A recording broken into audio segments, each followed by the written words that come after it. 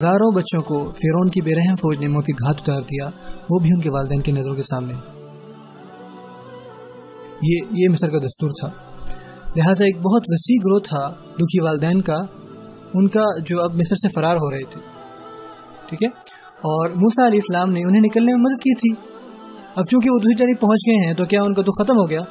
نہیں، اب موسیٰ علیہ السلام انہیں خطاب دینے چاہتے ہیں،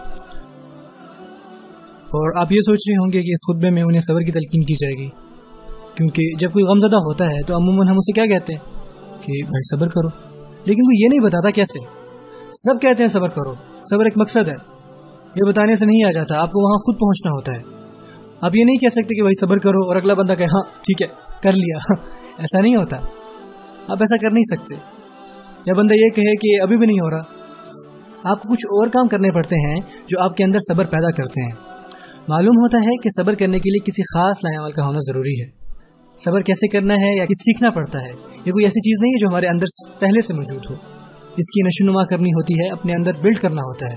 تو جو سوال اس خطبے میں مجھے محسوس ہوتا ہے وہ یہ ہے کہ اللہ تعالیٰ نے اس خطبے میں ہمیں صبر کیسے کیا جائے اس کا حل بتایا ہے۔ دیکھا جائے تو صحرا کے درمیان تھے اور ان کے پاس کھانے کچھ نہیں تھا، وہ جس بھیانک وقت اور صدمے سے گزرے تھے وہ الگ تھا، پر پھر ارشاد ہوا وقال ربکم لئن شکرتم لازیدنکم، تمہارا رب کہتا ہے اگر تم تھوڑا سا بھی شکر ادا کرو، تھوڑا سا بھی، وہ گارنٹی دیتا ہے، یا وہ کہتا ہے کہ میں یقیناً میں گارنٹی دیتا ہوں کہ میں تمہارے لیے اضافہ کر دوں گا، میں تمہیں بہت بہت بہت عطا کروں گا۔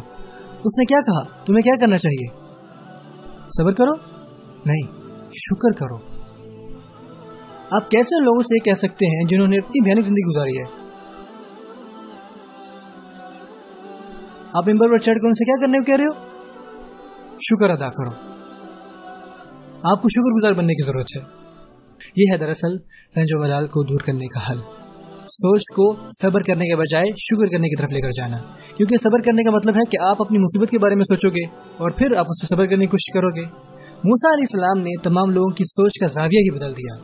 یہ کہا کہ اپنی زندگی میں آنے والی مصیبتوں پر توجہ نہ دو، بلکہ اپنی زندگی میں ہونے والی اچھی چیزوں کے بارے میں سوچو، اور جب آپ زندگی میں رونما ہونے والی اچھی چیزوں کے متعلق سوچیں گے تو آپ اس کا کریڈٹ کس کو دیں گے؟ اللہ عز و جل کو۔ اور جب آپ اللہ تعالیٰ کو کریڈٹ دیں گے تو اس سے آپ شکر گزار آٹومیٹکلی بن جائیں گے، اور جب آپ شکر کرنے لگ جائیں گے تو اس سے کیا آسان ہو جائے گا؟ صبر کرنا آسان ہو جائے گا۔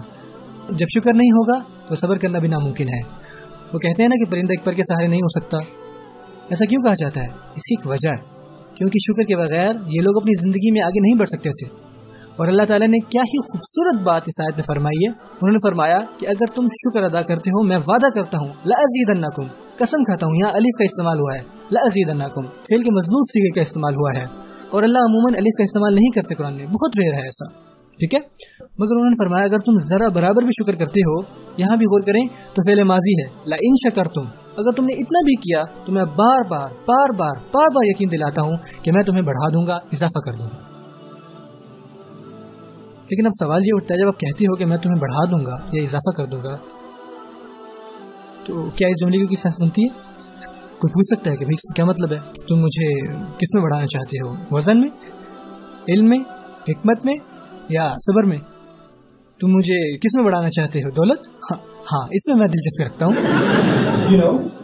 اللہ عز و جل نے اس خطبے میں موسیٰ علیہ السلام کے ذریعے اس آیت میں کہا کہ اگر تم صرف تھوڑا سا ہی شکر ادا کرو تو میں تمہیں یقیناً بڑھا دوں گا، تم سب کو۔ لیکن سوال یہ ہے کہ اللہ تعالیٰ نے یہ جواب نہیں دیا کہ کس میں؟